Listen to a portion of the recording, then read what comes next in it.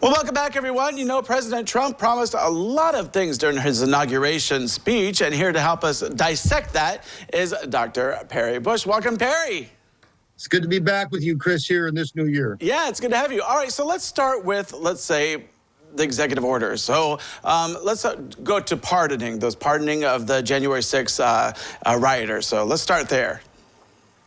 Chris, I got to admit that, you know, I don't know if my capacity to be shocked was still this present, but I'm still shocked at what this entailed. I mean, President Trump had signaled during the campaign he was going to do this. Even his own vice president and his own attorney general were assuring the world days before his inaugural that this would never include violent criminals. He would distinguish between people who committed nonviolent acts, which were still really disruptive. They tried to, stop legitimate proceedings of the U.S. government and occupy the U.S. Capitol. But he would distinguish between those and violent criminals. But in the end, I mean, he pardoned everybody. I mean, even, people who committed horrific acts of violence against police officers. I mean, it's worth reviewing briefly, if we could, what happened on that day, because people would say, well, let's get beyond it. Well, I'm not sure we are beyond it, especially with this executive order that the president just issued. 150 police officers were injured that day, some of them quite traumatically. 4 have committed suicide since that day. 1 died.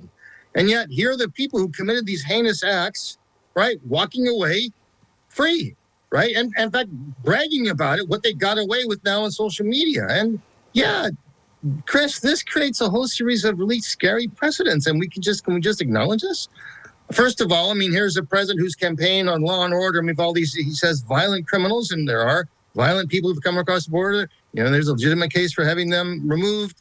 But if he's uptight about violent criminals, how does he justify releasing hundreds and hundreds of violent criminals, people who were convicted in court of committing heinous acts of violence against police officers?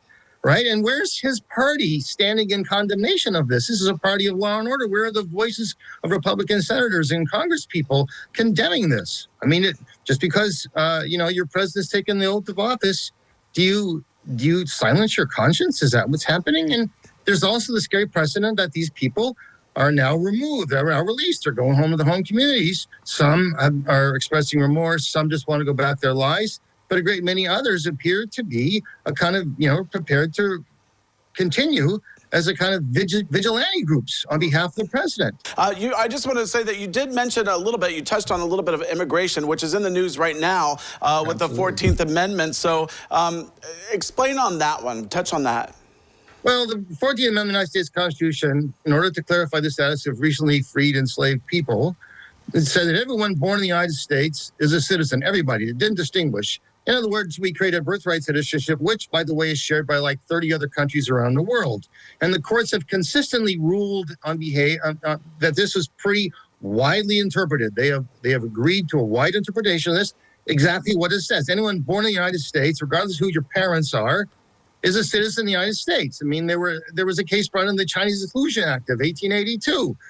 Chinese guy, his parents were undocumented, born here. Well, he's a citizen, said the courts, and the courts have consistently ruled this repeatedly for the past 100-some years. Now, here's the president of the United States, new president, first day in office, issues an executive order trying to overturn that. Well, of course, the federal judges have since said, no, this is an unconstitutional, you can't violate the Constitution by fiat. I mean, this is another scary precedent. I mean, suppose the president comes in and says, well, I don't like the Second Amendment. I'm just going to throw that out. We don't want that. Actually, executive orders saying the Second Amendment or the right to freedom of assembly, some of the Bill of Rights, we just don't want those. So he's going to issue an executive order getting rid of those things.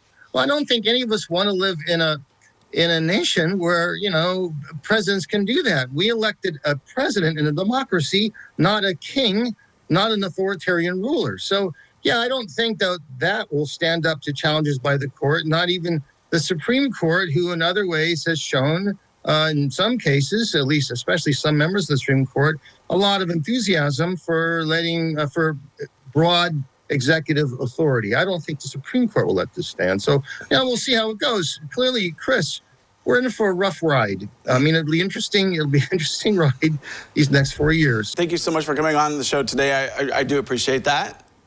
Well, it's good to be with you, Chris. All right. Well, don't go away because we return.